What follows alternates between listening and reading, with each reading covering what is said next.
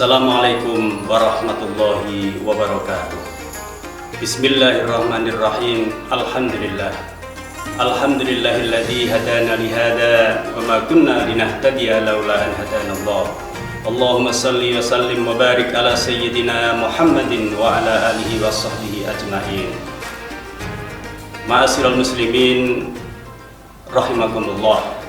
Ada seorang sahabat Nabi atau khalifah yang kedua, yaitu Umar bin Khattab, yang mendapatkan julukan Abu Hafsin.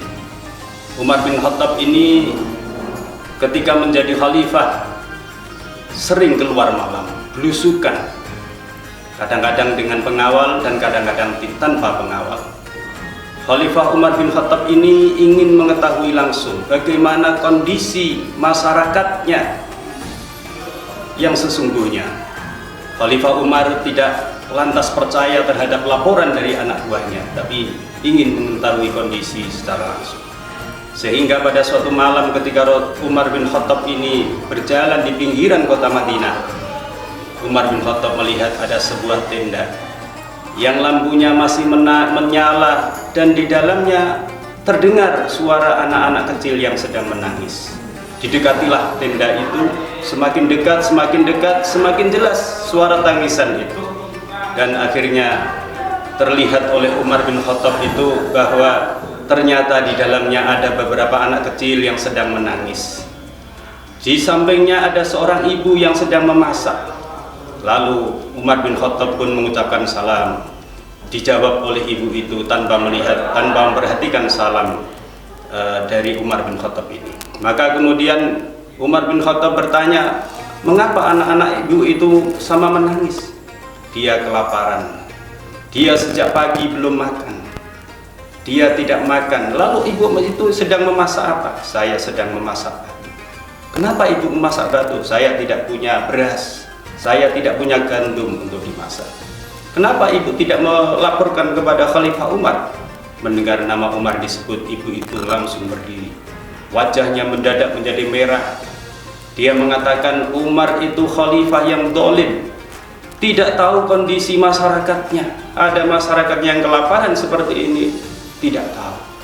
Lalu Umar bin Khattab pun kembali ke kota Madinah, langsung menuju ke Baitul Mal, mengambil sekarung gandum.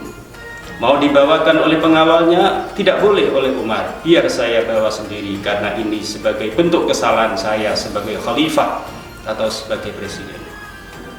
Khalifah Umar bin Khattab membawa satu karung gandum, dibawa ke rumah atau ke tenda ibu dan anak-anak yatim tadi itu. Kemudian memasak sendiri Khalifah Umar ini, kemudian menyuapi anak-anak yatim yang sedang menangis itu.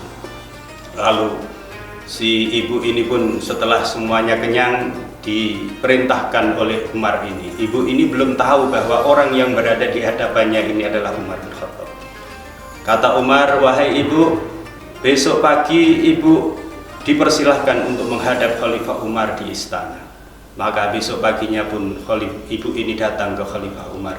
Dan betapa kagetnya si ibu ini bahwa ternyata orang yang semalam menolongnya itu adalah Umar bin Khattab yang telah dikatai dengan kata yang jelek, dolim dan lain sebagainya.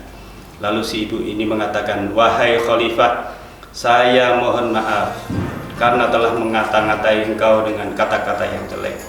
Apa kata Khalifah Umar? Bukan ibu, ibu tidak bersalah, sayalah yang bersalah. Saya tidak mengetahui kondisi masyarakat saya sesungguhnya. Ini sebagai tebusan bahwa ibu sekarang maukah memaafkan kesalahan saya.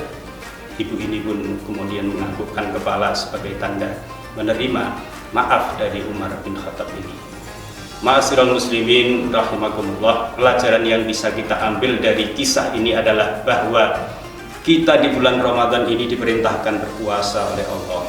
Salah satu tujuannya adalah supaya punya empati, bisa merasakan bahwa di sekeliling kita ini banyak orang-orang yang kelaparan, yang tidak tahu akan makan apa nanti itu. Beda dengan kita yang hari ini berpuasa, tapi sudah terfikir di pikiran kita menu makanan yang akan kita santap nanti. Tapi bagaimana dengan orang-orang yang kekurangan itu? Mereka jangankan berpikir tentang menu, uang sepeser pun tidak punya, beras sekilo pun tidak punya. Inilah makanya kita diperintahkan berpuasa supaya bisa merasakan bagaimana rasanya orang kelaparan itu seperti apa.